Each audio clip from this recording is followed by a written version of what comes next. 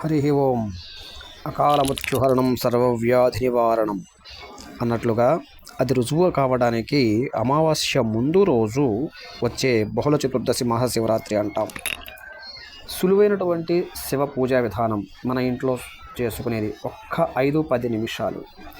ఈ కాసిన్ని పూజా ద్రవ్యాలతోటి చిన్న శివలింగాన్ని మట్టితో ఏర్పాటు చేసుకొని దానిని నమశివాయ నమశివాయ నమశివాయ అంటూ నీటితో అభిషేకించి చిటికెడు భస్మము, చిటికెడు గంధము, కుంకుమ, హలది, పుష్పము సమర్పించి ఏకబిల్వం శివార్పణం అంటూ అర్చన చేసి ధూపదీప నివేదనలుగా ఈ 2 ద్రాక్షాపండు ఏర్పాటు చేసి శివార్పణం అనంటే ఆదిత్యాది నవగ్రహ దోషాలు, సర్పగ్రహ దోషాలు శాంతించి అపమృత్యు దోషం తొలగుతుంది. ఇది వాస్తవం.